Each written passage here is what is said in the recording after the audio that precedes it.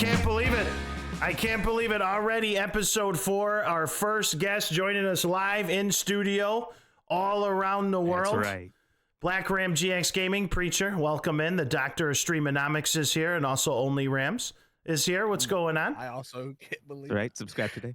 Nice to see you guys. How have you guys been on this beautiful, lovely, frozen-ass weekend? Terrible. Tired. I feel like I look Listen, like a bag of shit. I'm good. I'm good. You do. But listen, all right, Yo. you knew you had to be in this studio in the morning for this podcast. No excuses. I'm hungover as shit too. Preach, how you doing? I'm also tired because Ply made us get up early in the morning, and it's all his fault. And if you look at everybody's eyes, you can see that no one got sleep. Yeah. And so everybody who's listening to the podcast, please write in to Ply Rock Studios and just tell him that you blame him. Thank you. No, let's all not. Also, right. Have your mother's write a strongly worded letter. I like Bradley Prinsato. Oh yeah, is that because I know Eddie wants to start knowing what cigars I'm smoking. That's it's the Alec Bradley Prinsato. The Alec? You can't see it because my camera flips it, but that's what it is. Oh, that's I heard you right. can't buy those. I heard you can only be gifted those by royalty. Yeah. Yeah. Oh, absolutely. Well, I did give them to him. Yes. During But I just- during Ply's inauguration, he gave them out. So, Blackram, thank you so much for joining us, dude. We have been colleagues. We have You're been welcome. friends for a long time now. You have an amazing channel on Twitch. And It's true. how did you make this life decision to dedicate yourself? Like, tell us your story. We're ready to hear Wow. it. What a wild story. Yeah. I mean, so I always knew I wanted to do something in the gaming sphere ever since I was playing Game Boy, playing Pokemon Red as a kid. I was like, man, I'd love to grow up and make games someday, because that's like the only thing. Like back in the 90s, there wasn't streaming and entertainment and gaming and YouTube and all that. There wasn't any of that. So like making games was the only thing. So I went to college. I did get a degree in media arts and game design. Nice. Turned out didn't really like programming. Programming kind of a pain in the ass. It sucks. Nothing ever works. You accidentally put a period in there or capitalize something, the whole thing goes wrong, and it doesn't tell you. I know. what We the played wrong Bethesda thing is.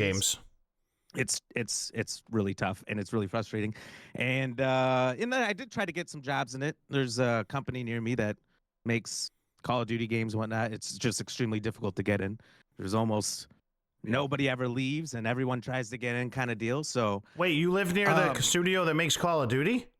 one of them, Which one? Like Sledgehammer, Treyarch? Like who's near you? Raven. Do you know? Oh, Raven. Oh boy, yeah. I don't know if you want to The ruin good your one. reputation. the good one. I'm just kidding. Yeah, That's and, cool, man. I didn't know that. That's cool. You live near Raven Studios. Yeah, so I tried getting in as like just a tester or something, even though I was like, way that's beyond that, cool. because a tester is like, Yeah. I've never done anything with my life. Yeah, that would be me. Yeah. You know, no experience. And I just couldn't get in, and I was like, you know what, I need to find a different way into the sphere, because it's what I want to do. That would be fulfilling for me. Yeah. And I was always funny. I was always an entertainer. People loved it. And I never put the two and two together of like, oh shit, maybe I should stream.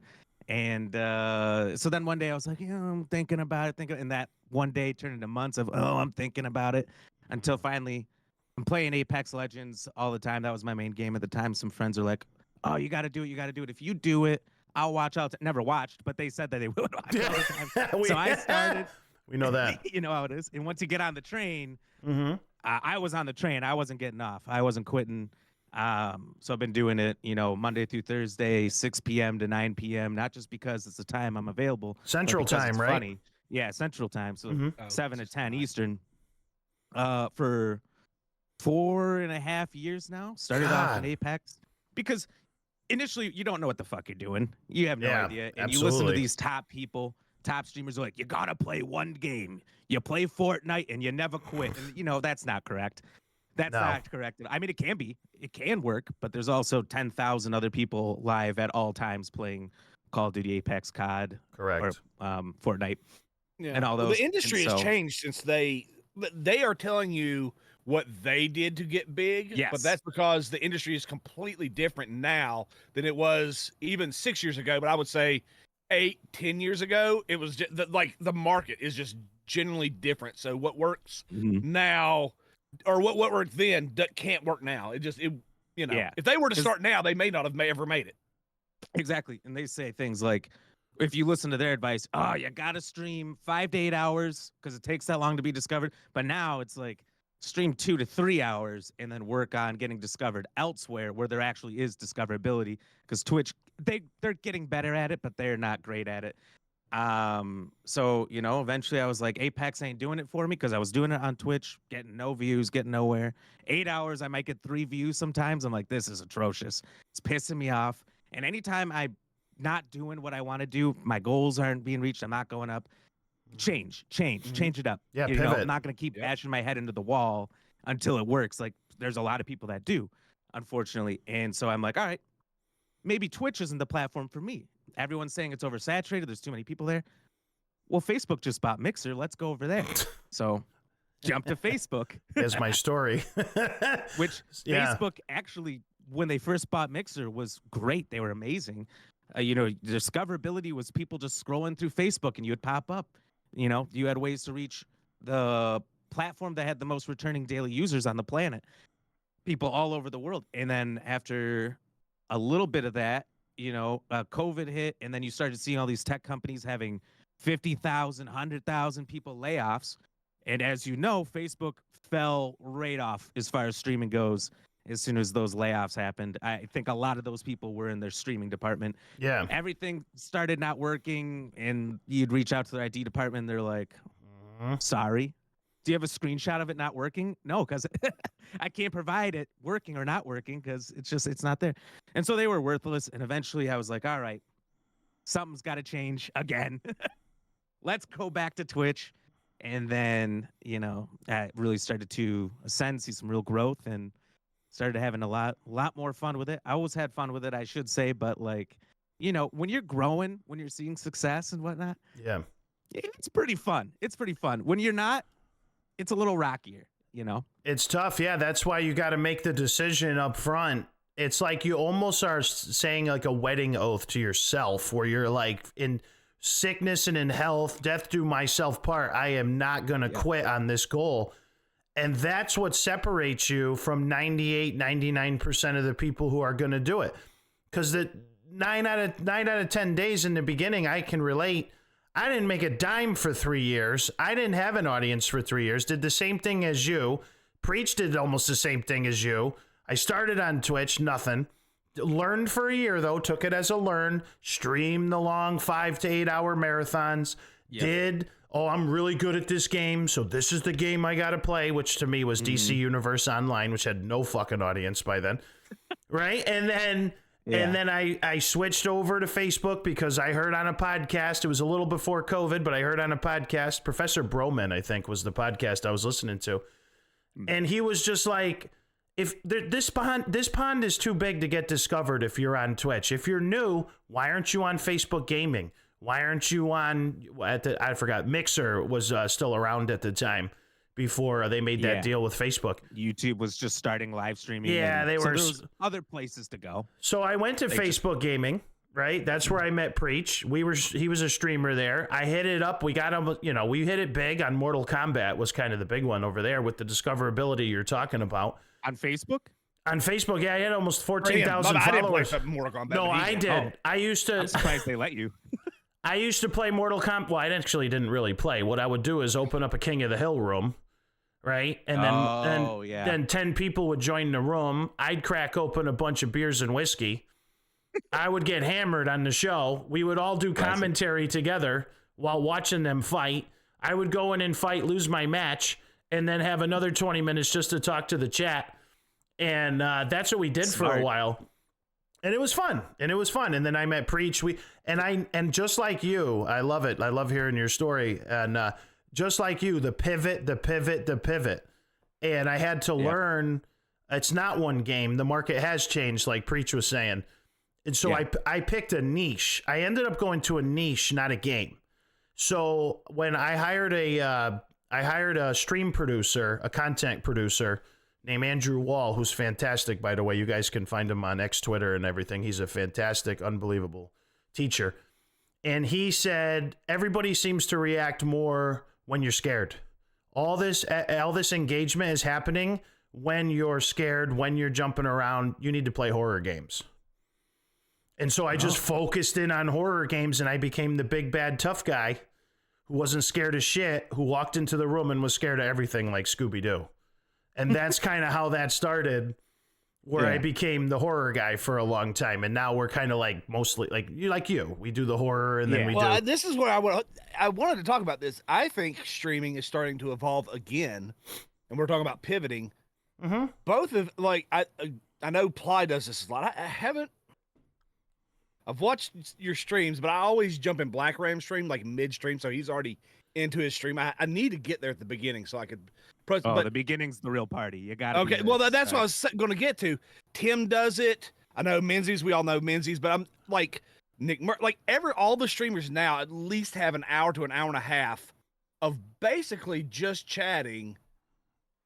And like for you guys, like for Ply, honestly, Ply talked about, gaming is my life. I'm like, I think if video games ended today, Ply would still have a channel and he would still have content, because really, if you look at when people watch, when people engage and give donations and stuff, it's most of it happens, not all of it, but most of it happens during his just chatting, because he almost creates like a 100%. Party bar atmosphere, right? And so that's like streaming has kind of adjusted a little bit to where it's not about necessarily the games you play. There are still some streamers that are very game centric, but I think there is I'm seeing a lot more of like people actually just want that community and being a part of it, feeling like, hey, we're all here having a good time together, and having more like personality based content as opposed to gaming content. And so anyway, I 100% agree. What a raid is, for anyone who doesn't know what a raid is that's watching, it's like when you end your stream and then you send your community to somebody else. Usually that's like it's a good thing. People love it. It's a good faith thing. You're building connections with them and their community. And I can't tell you how many times I've raided into somebody and they're like, I need to get back to the game. They're scrambling because they think if I'm not playing the game, everyone's gonna get bored and leave. And I've literally commented on there sometimes like, no, pause the game. Tell us about you. We can watch the game on YouTube. We can play the game ourselves. There's 100 other people playing this game. We're here because of you. Exactly. Make you the premise. Talk to us. It's elevator pitch time, pal. Yeah. And so many people don't get that. And I didn't get that when I first started. I was scrambling to get back into a game when people raided me in the beginning in Facebook. Not that you knew, because raids didn't really work well on Facebook. There was no alerts or anything for it, so you didn't know. Yeah. And it's interesting. You figure out over time that it's your personality that people gravitate towards, not your games. Like I said, there's so many options to watch or to play that game. It's you and what makes that fun, how you react to everything. Like you said with the horror, something I've slowly fallen more and more into, because I've always been a big fan. Resident Evil, favorite franchise of all time. Love Silent Hill. So many games like those. So they were always kind of like, I play them sometimes and I'll play everything else. And I've slowly become more and more. Now we got horror hump days. We got, a lot more of that going on. This week we got 2 new ones coming out. Death Omen looks pretty good. And then Thursday, Poppy Playtime Chapter 4 is one people are super excited for. So we're playing that on Thursday. That'll be fun. I don't know. That's when I do the best. It's when the most people come in. Even if they're not chatting, just watching. And they're watching because they'll react all of a sudden when something happens. Yeah. Sometimes you don't know if nobody's talking. Are they even there? Or did they leave it on and they go into the kitchen to do dishes? But then something happens and boom, everyone's there. To go back to what Preach was talking about earlier about how the bigger streamers were giving out advice of play one game, do this, do that. One of the things I heard about, just to speak to what you just said, is a lot of those big timers will always, or a lot of people actually, not just the big timers, will say, the viewer count doesn't matter. Just turn it off. Just turn it off. You know what I mean? Like the little, tells you how many people. No, that is your measurement of success. Sure, it might be a little bit delayed. You're not going to know exactly. But if you, like when I notice my CCV would jump from X to Y, all of a sudden, like it goes up 3, 4, 5, whatever it is, you'll immediately hear me say, if you guys are new here, join the Ply Rock Nation. if you love action, if you love horror games, if you love blurps, blah, blah, blah, blah, blah. Immediately when I see that injection of new, and then I know if the audience is dead, A, I'm either doing something wrong or it's boring and I got to pivot, or B, it's time to go to bed and I got my clips and the show's over. So that's a measurement. That's a barometer. That's just one barometer. There's more than one barometer. But that's just a barometer of what the I guess if you're doing it as a hobby, whatever, turn it off. But that's one barometer of it. What am I doing that works? And am I holding their attention? And what are you laughing for? What did I do? It's just your Connecticut. You kept saying, I've heard of it called a barometer, but you get a barometer. It's a barometer. And then, like, your accent came out super strong on it. So I don't have an accent. I'm the one listening. I was using a barometer. Hey, it is horrible. What he's saying is horrible. You know, it's like all the R's turn to W's. Horrible. I did listen. It was just cute. That's all. I was just giggling. You're good. So anyway, before we were injected with that horribleness. Yeah, no, I'm trying to catch my train of thought, but that's just one tool, right? That we had to learn over time to measure. You shouldn't be afraid of the CCV. And the CCV, concurrent viewership, for people who are listening, that's how we can tell how many people are in the show at any given time. That is your instant feedback to what is going on. It's not your long-term feedback or your, whatever, but that's telling you in the moment what's going on. So you need to, just like your internet meter, to make sure your internet feed is good, you have to pay attention to the odometers that are on your dashboard. Yep. That's what I was saying. So it's interesting to hear that you saw more in the horror genre too. It's just tough. I've beaten most of the horror games. They don't come out fast enough, and some of them that do are of such a low quality. Like Shudder made them trash. Yeah, and Preach would destroy me on some of the games I played back in the day that were just so. And I was like, well, I'm trying to help independent studios. That's what I would always say. I like the independent, and I do actually. I do enjoy the one programmer, two programmers who grow a big pair of balls and put it out on Steam and do what they can. Sometimes they put out insane work that's so good. I'm like, you gotta get the fuck out of here. One guy did this. Yeah. The lighting, the sound, the animation. I'm like, no way. Yeah, and that makes the AAA studios look fucking stupid when you see someone who. Did you just play Insanity or what it was called? Did you play it? Yeah. What did you think of it? I thought I was surprised how good it was. I think you said this too. It didn't have a lot of jump scares, but I thought it was going to be a game about being crazy, but it was so much more than that. Yeah, it was crazy. And it's just survival situation where you go to a hotel for dark purposes. Yeah. And then all this crazy shit goes on and you meet a girl and fall in love, or you can choose not to. You can also choose, fuck that person, whatever. Yeah. I'm going to make it out. And so the game gives you choice and all that. And it's a total spin. Everything you think's going on keeps changing.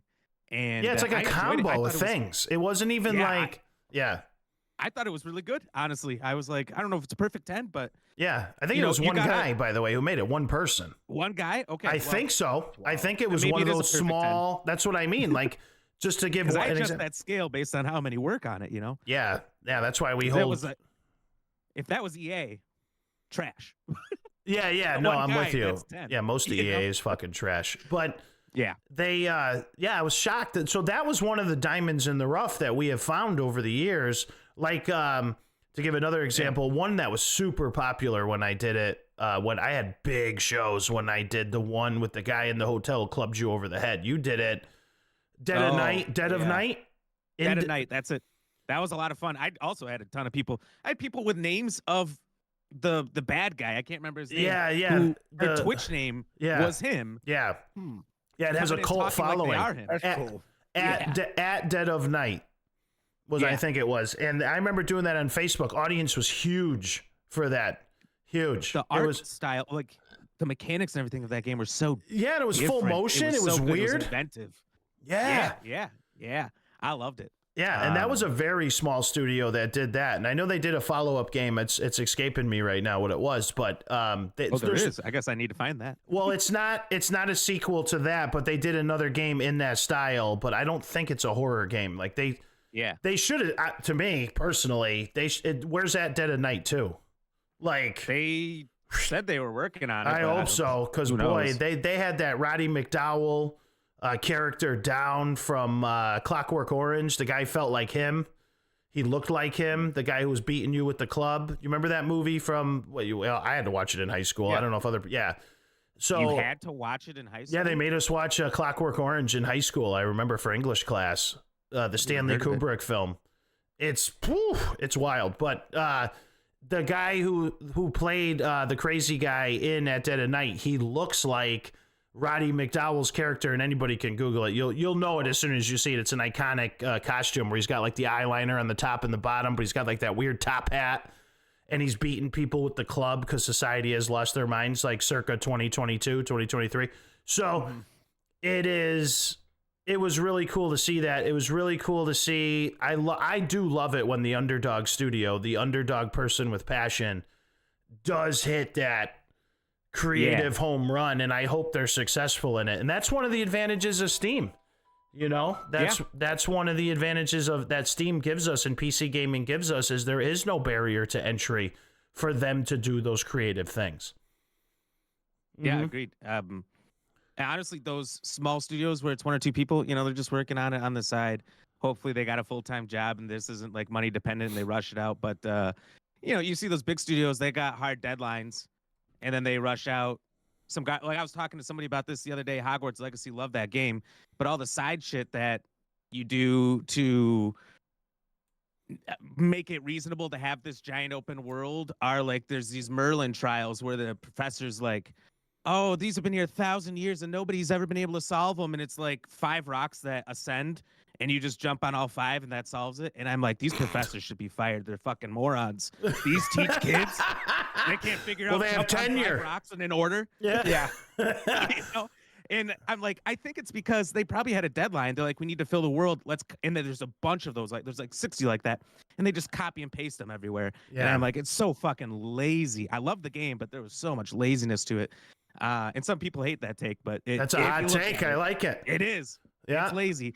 That's going to be true. Like, a good game can have elements that some of the elements aren't. Like, I mean, Skyrim is really, or like any of the Elder Scrolls, right? Like, people love those games. The world's great. The general vibe of the game, but I mean, they always come with like sometimes game breaking glitch. Like I remember in what was the one before Oblivion? There was one where you could get trapped in a room with like a god or something, and then like you literally cannot load before that, and it did something that basically you had to start the whole game over, and it was. But people, I mean, right? Everybody loved the game. It was the great. So but I do think like sometimes bring charm to the game. Yeah, that's what I was gonna say. There are some elements where it's like. Not that one. Cyberpunk was full of glitches, and some of it was wild, hilarious. Yeah. Like you'd be driving your bike and you hit like a small rock and you go flying in the air. It's so fucking funny. But that doesn't justify putting out a broken game. But I'm just saying. Yeah. No, I agree. Well, and Cyberpunk actually ended up cleaning up their stuff, and it ended up being a really, really good game. And I do think part of it was Cyberpunk. What screwed Cyberpunk up was they tried to make the game. They brought that game out when gaming was shifting between like generations of hardware, and they tried to make it fit both old PlayStation stuff and new, because like I played on a big fancy overpriced PC that I built myself that had all the latest greatest, right? I didn't have hardly any. I had a few. There was a couple rooms where like maybe some of the people didn't load in or something, but there was nothing that was like hugely broken. But I know on the like lower end consoles that they tried to put the game out on, that's where the real, like everybody was complaining about. That's where most of the issues came out, because what they wanted to do with the game couldn't be done on lower tier hardware. It just couldn't, like, it couldn't process the information well enough. And they should have just been like, sorry, this is only going to be for next gen consoles. And so I do wonder, like, you see that happen sometimes, like even when a console first comes out, there's usually not a lot of games for it, unless it's like from that company, because it's so hard for people to, you can't do both at the same time and make it have value for the next gen consoles where you're like, oh, this is better because I'm playing, but also still playable on the older consoles. So I do think that has a little bit to do with sometimes why games come out and are a little bit like funky, is because, I mean, you want to make money, but I think sometimes just making a good game will make you more money than trying to spread yourself thin and be greedy. The critics were saying that left, right, and center for a lot of games, not just that one when they were trying to do. PlayStation's always been the culprit of that since PS2, PS3. Like, they had PS2 games coming out all the way to the death of PS3. But, like, people were saying, like, you're trying to do too much for too many different consoles. I remember that for Cyberpunk. Everyone was saying that was a big issue since the start. And, yeah, it was a money grab. They thought they could there was a huge install base of PlayStation 4s and Xbox Ones. It was both. And they CD Projekt Red thought, it's a money grab. They did their best to bring it all down, to all the sliders, the graphical sliders, everything they could have built in. They brought it all the way to zero. It's kind of like Nintendo just did with Mortal Kombat 1. Where they ported over Mortal Kombat 1 to the Switch. And did they? Yes, they did. And they charged $50 for it. WB Games went in, Nintendo approved it. It doesn't work. The characters don't even look anything like they do on PlayStation 5 or PC at all. It basically looks like when I was playing Indiana Jones and the Staff of Kings the other night. And one of the pioneers, Stellium, had said, oh, God, Indiana Jones looks like a melting wax figure. Basically, that's what Mortal Kombat 1 looks like and they sold it. And that's what it looks like on the Nintendo Switch. So I'm sure it'll look great on Switch 2. I don't know. Switch 2, I think, is supposed to be the level they said of. We don't know too much about it yet, but they're comparing it to the PlayStation 4 Pro. So they're saying that they're going to bring it up, which is fine. I mean, for Nintendo, that's going to be amazing. For like a handheld, that's pretty solid. Yeah, they're going to. So, I mean, Mario's going to look amazing. Smash Brothers will work great if you're playing it on the PS4 Pro level. Yeah. Finally. I mean, those are the games that they're looking for. Nintendo is almost a single. They're their separate company platform. Yeah, they're their own thing. Like they make their console for their games, and that's If you want to try to throw something else on there, they'll let you. But it's you buy Nintendo for Nintendo games. Zelda, etc. They're kind of like they're their own marketplace almost. I do think it's funny that every company's copied them in the Switch now. You ever notice that Steam Deck is a Steam Switch? PlayStation's got their portable version, but you have to stay so close to your own PlayStation. But they got another one they're making that's fully, you can go anywhere. Xbox has one coming out. Everyone's copying the Switch now, which no one's ever copied Nintendo before. No one wanted the dumbass N64 controller with 3 handles. No one wanted to make their own Wii. Well, I guess Xbox kind of tried with Kinect. And but you know what I mean? Sony copied them with the Move controllers. Remember that? The little glowing ball on the thing. Yeah, I forgot about those. Yeah, not popular, were they? They've all made some pretty dumb decisions. By the way, currently, if you want to, one of the cool things about Xbox, just to throw it out there, and I don't know why I've been using my Xbox so much over the past 3 to 6 months. You can take your cell phone. I bought a clip for my cell phone. It clips to the top of Xbox controller. And then I just sync the controller to my cell phone via Bluetooth. And it pops up my Xbox Game Pass. And I can lay in bed and play any video game I want. Because Xbox is moving away from the console itself. They've had those ads. This is an Xbox. This is an Xbox. Yeah, and it's every device. On one end, it kind of breaks my heart that because I actually really love, I know Preach and I have argued about this in the past. I love the competition between the big three, if you want to call it, or these two, Sony, and I think it produces better games and better content when they're fighting each other.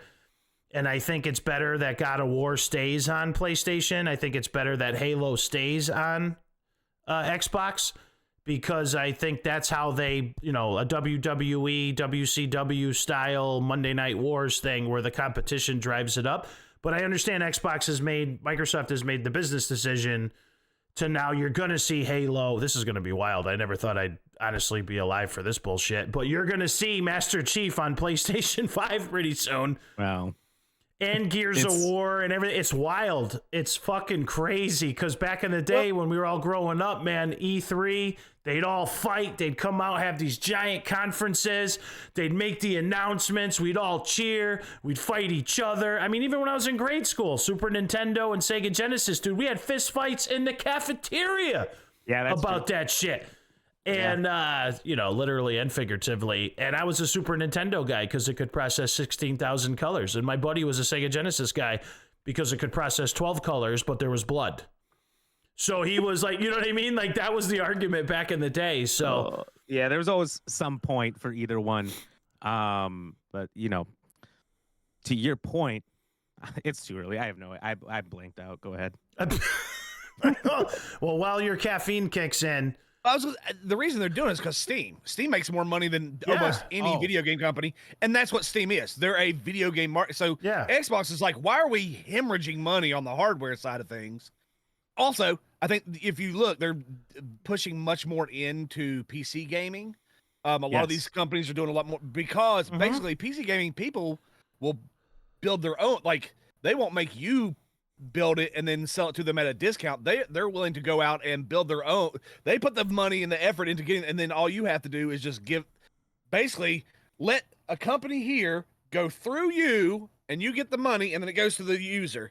And so, like, all you have to do is just sit there basically and let people give you money. It's, I mean, as far as financially, I understand why you would make that shift, because it's just basically printing money to a degree. I mean, you're just providing delivery service is basically you're a digital delivery service. And so I get it. I mean, I kind of understand. It's like, at some point in time, you just go, most of the times the reason they do all these pushes is to get consoles into houses so then they can sell the games. They have the game sell. So it's like, they're just skipping the first part, and they're like, well, we can just go straight into selling you games. Microsoft did say, and I don't know if it's 100% verified yet, there's a new Xbox coming, like an actual full new console. It's rumored to be Xbox Prime, I believe, is like the code name for it. Completely done yet? Yeah. They've got their fake names, and then they come out with a different one. Yeah, then they'll come out with a fake shitty name one. is always better. Yeah. Like I remember Xbox Scorpion or something like that, or Scorpio. That was like Scorpio. Yeah. It was like way cooler name than like 360. 1X to show 1X or something. Yeah. To show you how bad their naming is, real quick. I've actually been with people, like just recently I was helping somebody hook up an Xbox One, which looks just like an Xbox Series. Yeah, it was like, plug in. I hear you, but some people don't have the experience of setting up Xbox Game Pass, setting up an Xbox account, etc. Okay. What I mean, I was putting the whole package together for her, so I was doing this. And I am the whole package, by the way. But I was doing this, and hey, lady, run away. I had to explain literally for 3 years. You fucker. I had to explain literally, and it was not like I was like, she's like, well, an Xbox One was different than Xbox. There's because an Apple is an iPhone 12. An iPhone 13. And I'm like, well, there's an original Xbox, there's an Xbox 360, there's an Xbox One, which is not the original Xbox, that's the original Xbox. Then there's an Xbox Series S and X. And what? Well, and before the series, there was the Xbox One X and S. Yeah, there's the One X and S. That's where it got really confused. Yeah, I remember that. Yeah, and to give credit to Sony, it's PlayStation 1, PlayStation 2, PlayStation 3, PlayStation 4, PlayStation 5. And so it was, and I was having a hard time explaining it. And I'm like, fuck, I've been living in this world for fucking all 32 years of my life. So I was like, this is crazy. You know what I mean? Did you say 32? Yeah, well, that's what I said. So anyway, listen, I can identify as 32. So okay, yeah, not anymore. It's true. That's right. It's over. These days that's over. I forgot.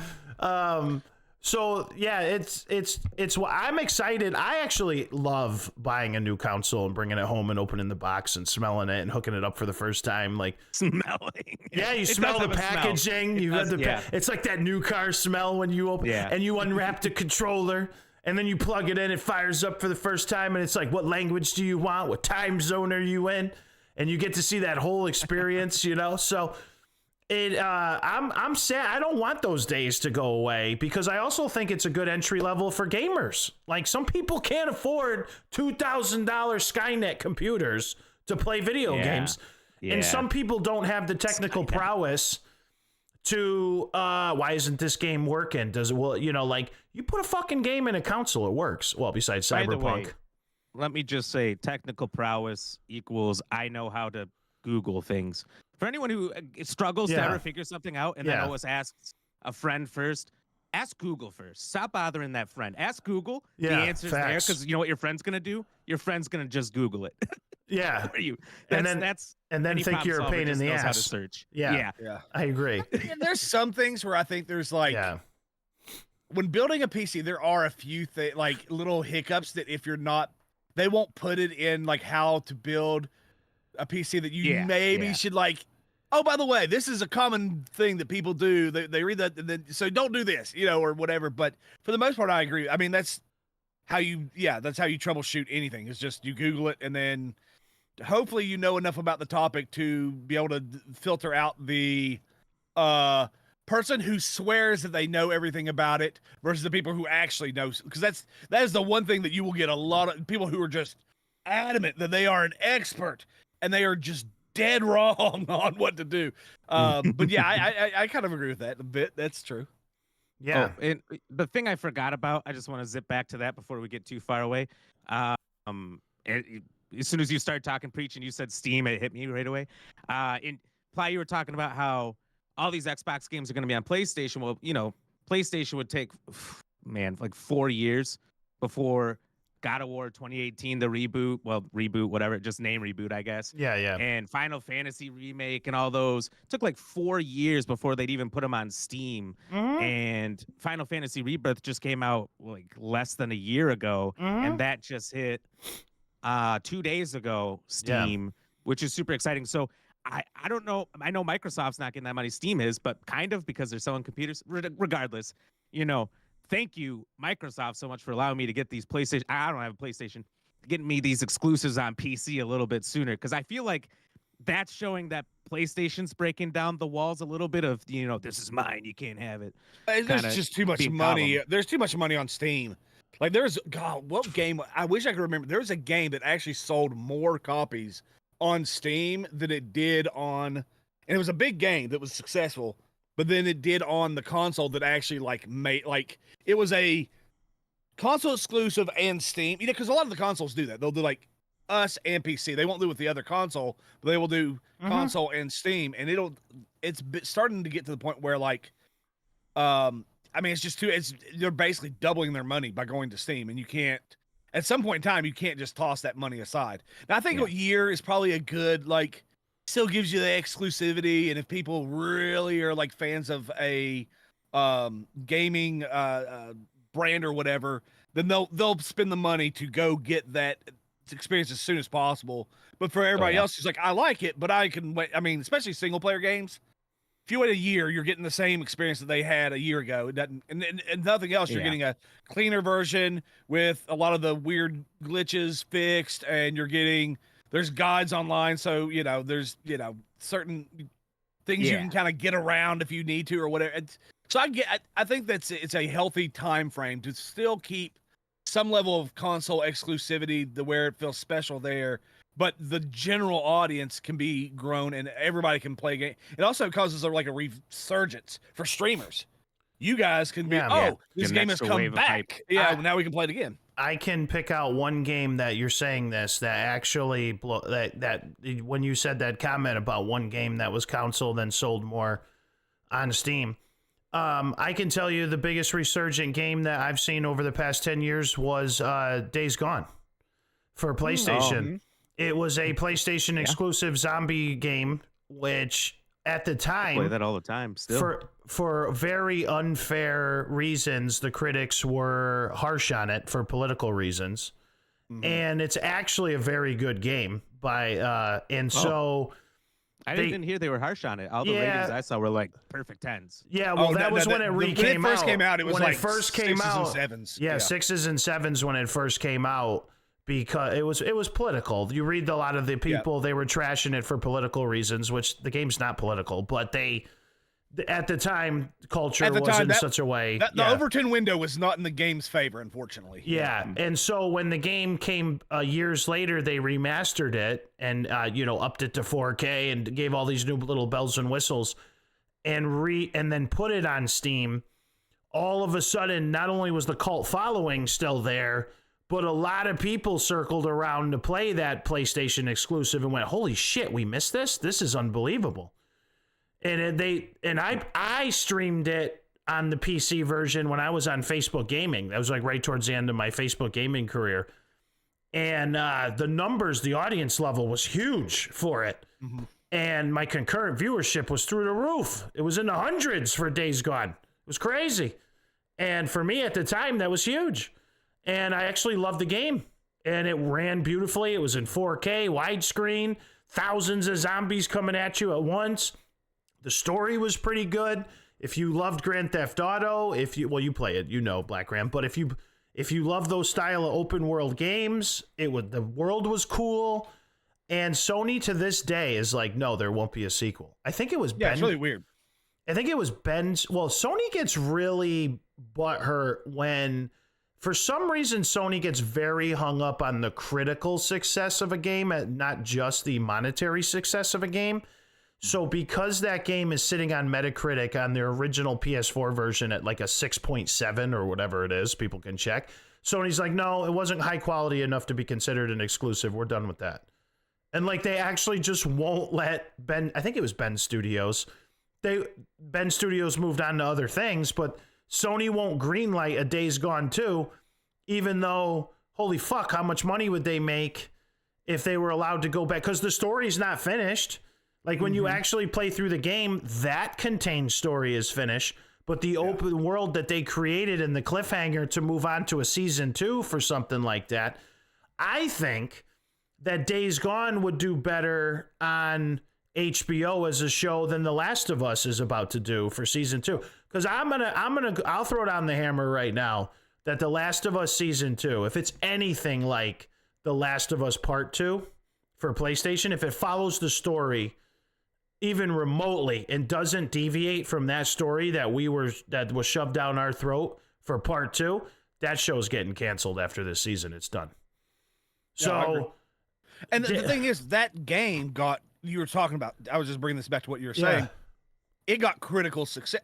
The user score for it was bad, but the critical score, because again, political reasons, and so it's like Sony will support that, even though in reality, which may eventually really come back to haunt Sony if they keep pushing games that don't sell well, but they're letting a few little pockets of game journalists basically decide what games they're going to keep supporting instead of the user base. I mean, that's kind of what happened to Ubisoft, right? Like they just kept pushing out, even though the user base kept dropping. They're like, well, the game journalists love it, so we're going to keep pushing it. And then you run out of money. That's the reality of a market, is you can't do stuff that costs you money and doesn't replace it. Well, there's word they're being sold to Tencent, right? Who is? Ubisoft. Probably for 10 cents on the dollar at this point. Yeah, I know. Yeah, I know what you say. Yeah, they've been downhilling it for so long that which the word sucks. is that. So China's gonna own that. Oh, and then here comes Congress to try to ban that from us. Yeah. No more Assassin's Creed. I want Division 3. I'm putting it right here. Division's one of my favorite franchises. I want my Division. So it's not going to happen. It's going to happen. I'll make it happen. As a matter of fact, I'm working on it right now. I got the best people working on it. Tom Clancy's the most American game owned by the Chinese. Yeah. So Sony needs to like, well, I don't know if Sony needs to because they got big fucking bank accounts, but Sony should like take it. Like they just made that game a couple months ago. I forgot what it was called because it was out for 2 weeks. They spent like $100 million plus on this stupid ass game. What was it? Oh yeah, it was a trash game. What was it? Concord, I think. Maybe that was it. Yeah. That was a couple months ago. Yeah, so they pushed this game out. That's like boom, and it had a big ass budget, and they pulled it within 2 weeks. They turned it off and took it off the stores within 2. Even Suicide Squad had the balls to go the whole way. Even Suicide Squad, right? Which game of the year 2024, by the way. But even that one went all the distance, did the 4 seasons. Rocksteady, to their credit, finished the game as best they could. They fulfilled the promises. Yeah, I think they were kind of set up in that situation too. I think Warner Brother Games had way too much of their fingers in it with what Rocksteady was trying to do. They switched directions too many times. The pandemic was like, ooh, it's time for live. Everything's got to be live service. Nobody's ever leaving their house ever again. Yeah, exactly. They put their fingers in the wrong place. Yeah, they pushed that battle pass bullshit. They pushed that. Obviously, Sweet Baby got involved. We talked about this on previous episodes. Yeah, where the last episode, I think, in fact. Yeah, the writing was Canadian? horrid. Yeah, this consulting group that pees all over everything everybody loves. Yeah. And so, I love those guys. Yeah, I feel we like peeing over everything. Yeah. So it's just great guy. Listen, Great guy. listen. Are we allowed to even say R. Kelly's name anymore? Is that guy? What's going on? I don't know. Yeah, I One mean, more time. R. Kelly. R. Kelly, P. Great Diddy guy. there. Let's get some YouTube. Yeah, clips, fuck you it. know? Let's just go. name some people. Yeah. Let's just fire it off. Why don't we just go? We'll just go Epstein. Fuck it. We'll go all the way. Yeah, So the Epstein, CIA. yeah. Whoa! So the Going all the CIA. way in. The CIA just shuts down this podcast on episode 4. Ratcliffe, don't fuck with us. So anyway, Don't post this on Facebook. well, actually, you should be able to now post this on Facebook. Technically, yeah. If you're believing true. what the Zuck alien is saying, you should be able to post this on Facebook at Why this does point. Every year or so many months after he disappears for a while, he reappears. He looks completely different. You know, Well, when if I we- saw him on that yeah. Rogan podcast, I'm like, why did he go? He went UFC bro, but now he's hippie guy. Like, what? What is he doing? I don't know. He's. If I had that money, I'd probably, maybe get a little nose work done. yeah. Maybe get, Oh, yeah. I'd probably look a little different if I'd go disappear for about a few years while everything heals up, and all of a sudden I come back and be like, look how pretty I am. Super Yeah. funny. Speaking of looking, where he was looking at the inauguration, you know what I mean? He was. Oh yeah, I saw that. That I was saw funny. that thing with with like 4 Bezos' people girlfriend got over. caught. She's I wearing think the. Barron got caught looking down. Well, I mean, Jesus, she was hanging them out like a couple of $90 oil drums from Saudi Arabia. Yeah. Holy To be fuck. fair, those angles, they do this a lot with Yeah, well- and I'm going to talk from a K-pop. They do this a lot with like someone will be looking at something on the floor, but from this angle, it looks like their eyes are looking straight, Yeah, those weren't on the And so it's floor, like- preach. Those things were standing at attention for the full mast of the American flag. Yeah. So it's 4.5 feet up. Yeah, so like, listen, I'm not gonna lie. If I'm walking past that and I'm sitting somewhere, I'm making sure the cameraman, the best is not taking a picture of me. I'm swinging you one might, over. you might have to kneel for the American Fucking, song or whatever. Yeah, the national anthem. Fucking Because you're like, I can't stand right now, so I'm tie my shoes 18 fucking times sitting in that crowd. Yeah, just so I think that was Jeff Bezos' girlfriend, but anyway, fiance now, yeah, after, or whatever. I don't know. I don't know. Hey, I got corrected on it like 6 times. So it is what it is. It is what it is. So Black Ram, tell us a little bit more about what you do on your channel. I know you just briefly touched on horror games, but I do know your chat loves to fuck with you. I do know so tell us some of the things that you do on your channel to keep viewer engagement, number 1. And number 2, maybe some future plans coming up on the show. So we like to have some goals that keeps people engaged because they like seeing, slowly get closer and closer to that goal. Boom. Something happens, we take all our clothes off, run around. It's a great time.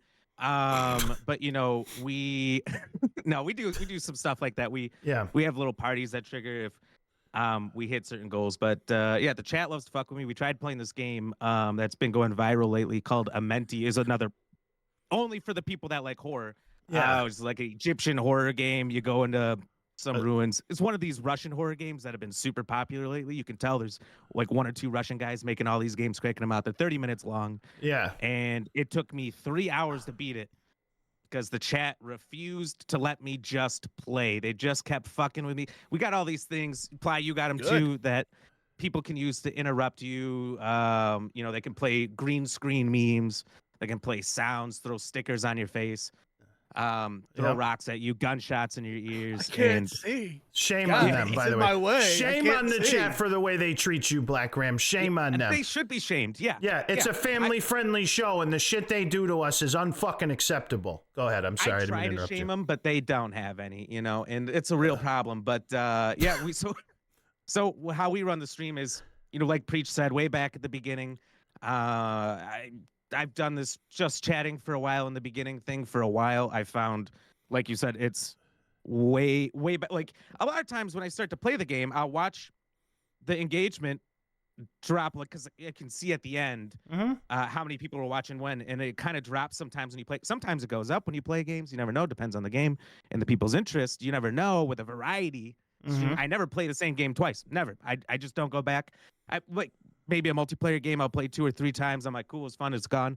But you see that ride. So we do just chatting, sometimes up to an hour first before we go in, and I try to divvy the stream up into segments. So it's not just we game the whole time, like so many people do. So we just chat. Then I just recently started this streamer showcase thing where if we got a bunch of streamers in there, we show them off, we play some clips. And a lot of people have that. You guys have seen that on Twitch where a streamer comes in, someone does a shout out, and a random clip plays, right? But they keep playing their game, no one's paying attention to it, and it goes unheard, and it's just an unnecessary distraction that blocked the screen for a while. That's so annoying. I don't know why people do that. Personally, if you do that, stop doing it. So, so I say, all right, if we're going to do that, let's pay attention. Let's judge these people. And I say, we're going to judge you, and we're going to judge you harshly. So if a clip comes up and it's your Be Right Back screen for 30 seconds, we're going to make fun of you. We're just going to make fun of you. That's how it is. If you I like do something it. funny, if we're going to make fun of, if you do something amazing, we're going to probably still going to make fun of you. You're God. Yeah. Exactly. So we started that as this middle segment before we get to the game. That way we can do all the shout outs in kind of a closed space, give people their dues, let people know, hey, there's these other amazing people out there. I can't be live all the time. And people love Twitch. People aren't going to spend all the extra time watching my YouTube or whatever. Here's some other people. If you love the live entertainment that I suggest, here's some clips, watch them, and, maybe help some people grow. Because you know what? We're all in this together. You can't do this thing alone. And if you try, you're going to have a real tough, climb up the mountain. It's a lot easier with friends. I have 2 streamers with me, and I just thought of I know we're getting close to the time, but this is a great topic for you guys to talk about. And I've been thinking about this. So Twitch instituted their expected, or what they suggest as ad time for streamers who use ads. And it is absurd. It's it feels like you're just constantly watching getting interrupted, and you're constantly watching ads.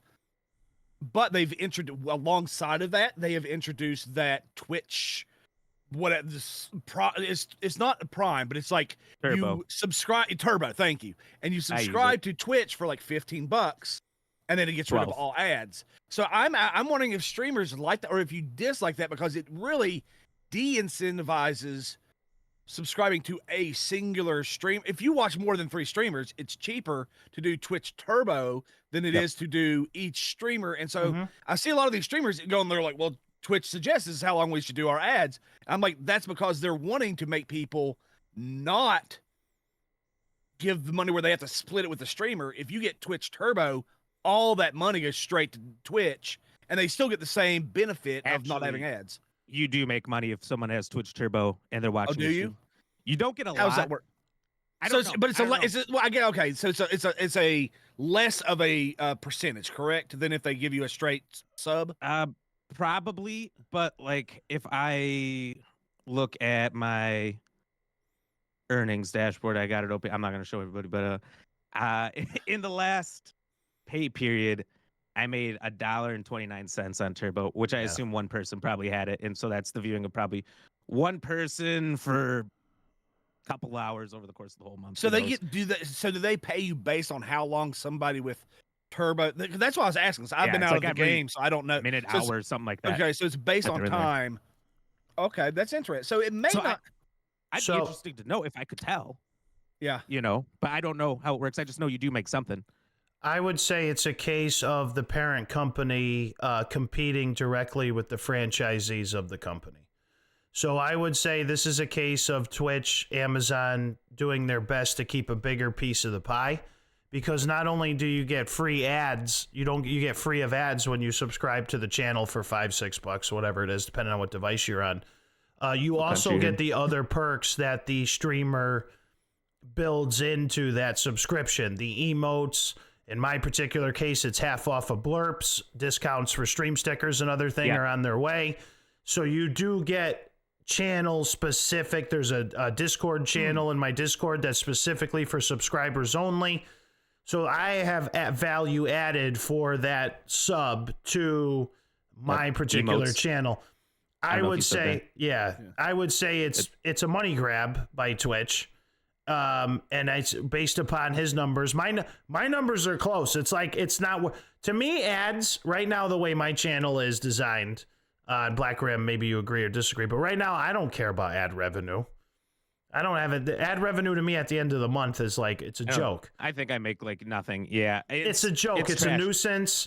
It's because also I think it's because of the size of the stream, right? Like you guys are small enough that almost everybody who watches you, the vast majority of them are subbed or have their subs gifted to them. I mean, especially Ply has like 20,000 subs, and you know, he has more subs gifted than he has like followers. At least it feels like that. I don't know if it's true, but it feels like everybody who watches you is probably subbed. So ads don't, like, you're not getting any added revenue anyway. Yeah, I don't say yes to 98% of the people who want me to hawk a product on TikTok or because it's like, oh, we'll pay you $50 or we'll do that or we'll send you the revenue generated from my show specifically comes from the audience supporting the Ply Rock Nation. And it's so far above what Twitch and all these other guys, they don't get it based upon the size of my audience. And that money is reinvested and redone to make the Ply Rock Nation show better, to give them things like this podcast, to travel around the country and see them, to reinvest in emotes and stickers and new business ideas to take this brand bigger. And so I don't even pay attention to what Twitch is doing. I've never once talked about Turbo on the show. I never would hawk it for them, for Twitch/Amazon. To me, it just feels like they're overstepping us to grab, instead of grab, $3, half of the sub revenue, whatever they take. They're trying to grab 85% of the ad revenue because they figured out, oh, most people watch 3 streamers on Twitch. That's the average. So let's charge $15, and then let's give the 3 streamers that they watch the most $1 or whatever each, and then we'll keep the other $12, $13. Like, to me, that's what I hear. And I think it's counterintuitive to what building the audience. Listen, one of the things that drives me nuts about Twitch and Kick and all of them, even Facebook did this forever when it was Facebook Gaming. They always advertised and went after, come over here and make money. Come over here and pursue your dreams. You can stream here. You can make money here. They always advertised and pushed their message to get more content creators on their platforms. I have never seen, to this day, Twitch or anybody advertise to the consumer that all the talent and all your entertainment is here with us. I've never seen them go, come over here and watch Tim the Tap Man. Come over here and watch Nick Merckx. Come over here and see the million people who stream on it. There's so many talented people over here on Twitch. You guys will have a great time. Super Bowl ad, like a Super Bowl ad where they just show like the best clips of their best streamers, and I bet it would take off. It would.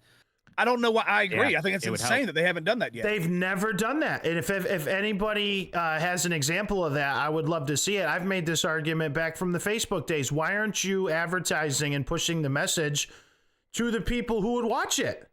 HBO doesn't walk around and say, we're looking for directors to make the next show. Get over here and make the next show. HBO says, yo, check out this fucking show we got right here. Come subscribe to this. Like meta ads and whatnot where they have the creators in the background, but it doesn't tell you who they are. They're in the back room and it says, Facebook game, meta, whatever, but it's like, it's us, but there's maybe some faces you recognize, in the background of the ad. But I see what you're saying. Like if they actually put some of us forward, who knows what they could do. And to be honest with you, once you get into this thing, I think this is the reason so many people get into Twitch and it becomes, or Kick or whatever, live streaming, and it becomes their main form of entertainment because it's the best form of entertainment. Yeah. It's live, mistakes happen, and you get to see it in real time. It's way better than you watch a clip and a highlight. That's great. But when you watch it happen in real time, it's like, oh shit, what just happened? You know? Well, you can also you control it as the audience. Yeah, yeah. And You're involved with the entertainer. I think that's huge. When you watch The Office the 18th time you don't get to ask Dwight about his day, you know? Yeah, or even that's what my whole dissertation was about. Yeah. Like literally my entire research was about how streaming is different than other entertainment platforms because there is an immediate communication platform. So it makes you present and you feel like you're you make a more connection with the people, not just the streamer, but with the community that is watching it. You're not typing into a chat room on a completely different site, and then maybe a day or two later someone reply. You're right then. Everybody's talking. You're making jokes. It's active. It feels like you're there with a bunch of friends, and you're in it. Very much makes you seem like you're there doing something, and so the connection is greater between community members and the on air talent or whatever, the content creators, and it's absolutely. That's why I really do think it is the future of entertainment because it has a bigger emotional connection for people than traditional media. Yeah, and you ever watch a movie or a TV show with somebody else and you kind of just glance over at them to see the reaction and they're sitting there zombied out? Yeah, drool coming down. But you're not like that when you're watching a stream because you're active. You're chatting. You're maybe intersecting with your blurps or whatever. So you're more active as a viewer. You're not such a zombie because you got to be present, like you said, to fully get what's going on and be a part of it. So it's just a totally different experience in every way to watching a movie that's pre-recorded and everything. Like, you can know what's going to happen. You can look up the ending, but you don't know what's going to happen in any of these live streams. You don't know. It's so fun. Every day is a surprise. And for us, as the content creators, as the entertainers, it's addicting. I mean, let's be honest. It's addicting. The success is addicting. If you're not having success, it's depressing. What I mean, no, but you have to fall in love with it in order to be successful, right? I had to fall in love with this over the course of the first 3 years of doing this, living in the gates of hell.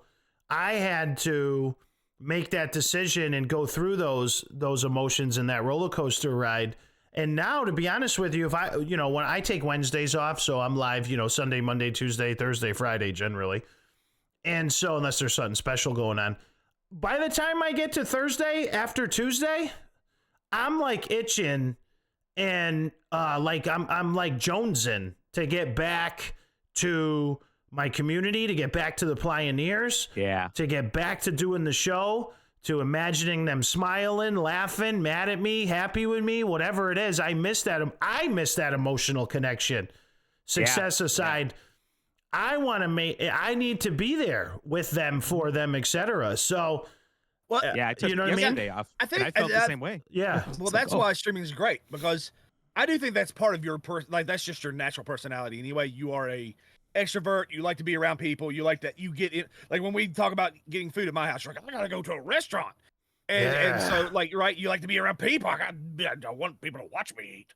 But that's just who you are. Like, that's cool. But there are people who are a little more introverted, but they can create content that fits into their introversion to where, like, that may be their social interaction for the day, but then they can kind of break off.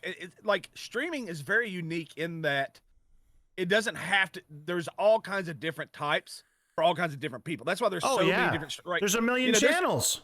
There's very calm, like, streams that do very well. Shroud, I think, is kind of nerdy. He doesn't say anything. People who just play and and that works for some and people love it. Yeah, they thousands of viewers. It's know what? Last night I just saw, Queso is very loud, screaming, playing horror games. They were playing a horror game together. Yeah. And I was like, what is this combination? It was so weird, but it was kind of funny at the same time because there's Shroud, monotone. What do you want me to do next? Queso, I'm good. I'm cooking, screaming in his ear. I'm like, this is such a weird combo, but it's kind of funny because, like, it doesn't make sense. Well, Shroud yesterday, I think it was. Maybe it was yesterday or was it the day before? Played Marvel Rivals with Tim the Tatman, which is a similar mechanic where like Tim's like, oh my god, slam, breaks his keyboard, and Shroud's like, well, we should probably go over here and make this shot here over here, and it's just like and you'll hear Shroud giggle. Shroud's almost like one of the audience members when it comes to Tim, because he's laughing at like Tim being ridiculous, while Shroud is that calm, And it's interesting. It's very fun. I think it's fun to have the contrast of personalities. Which is kind of how our it's like a Dean Martin, Jerry Lewis combination, or Laurel and Hardy, or or are these people? Abbott and Costello from a bygone era? Listen. First of all, everything old is new again. First of all, if you don't believe me, look at the bell bottoms and shit. Number two, these are the pioneers of entertainment, and these are the tried, tested, and true principles of making people entertained and laugh. They were doing it back then. What we're trying to emulate and do now in a slightly different way. So when you, like for Black Ram and me, to watch guys like Eddie Murphy on stage, to listen to, and for me and Preach, in this particular case, to study how Joe Rogan does his podcast, to study how Theo and those other, standard cookie cutter comedians that I sound like when they do their podcast, right? We're emulating them. That's success. We're emulating success. We are very similar to Two Bears, One Cave, and you are Bert, and I am. I'm leaving my shirt on. I can't remember, but it's like they kind of have like that. You're the party guy, and I'm the one that like. I'm the straight man in a sense. Though we're a little bit more like both, because in our podcast you're more John than you are. John comes out more than Ply, so it's not quite as like drastic. But it's as when we're on stream, if we're both, let's say I come in and we're doing dirty golf or something, we definitely have a much more like straight man and loud, burly, break all the China bull. So but it does. You're right. Talk dirty to me, baby. There are some like other people. You should always add your influence and your flavor and the thing that makes you unique. But you should also learn from other people and see what you can take. We may not take everything from Joe, but we can take an element here. No, that's what I meant. No, I agree. I was just clarifying. Yeah, I wasn't learn from them and put your own spin on it. Never just. And this is my advice to any streamers out there listening or watching: learn and take that principle, take the skeleton of what it is, and add your own skin, hair, muscle to it. Because if you're just straight up stealing from somebody else, you can see this with wrestle, AEW, whatever. It's never going to be as good as the main product you're just ripping off. If you take what's there and you put your own spin on it, you can create something really special. Which, to go to your point about emulating, these other entertainers in the past, I think with streaming is so cut and dry the way people think about it. Oh, it's gamers. They just go on, they play video games. That's all they do. People that don't know the industry, that spend no time in it, that's what they think. If you talk to them, I'm sure I've talked to too many of them. Yep. Yeah. Oh, you mean you just play video games? Like, no, motherfucker, watch one. And yeah. But what I think is always a good idea, and this is something I've tried to do in my streams a lot, is I take other forms of media. I've taken TV and then tried to pull things from TV and put it in. Like, if you watch my intro, I built my own intro, and it's the multiverse of Rams. So it's like how a show would introduce all the characters one by one, put their names up on the screen. I'm one person, but so I've got all these different characters that sometimes come on and take over the stream while I take a break. As the intro, introducing, Ramscriber Ram, who looks like a pimp, and Ram Mario, who's Mario, and I met Ram Mario. That's awesome. Labrador Ram. So I've taken a TV show intro I watched, and I was like, dude, I could melt that with what I do here. And all the time you see that, where they take these two ideas, cross them together, and you see something amazing. You see that in horror games all the time. There's a horror golf game I found. I'm like, who thought, let's take golf and then add horror? And it was a great idea. It was a great idea. Yeah. There's all kinds of stuff like that. Take 2 points. No one's ever combine it. And that's, I think, what we kind of try to do, and what you got to do if you want to be unique, if you want to be different. Speaking of being unique and being different, Black Ram, where can they find you as we round this up here on Twitch?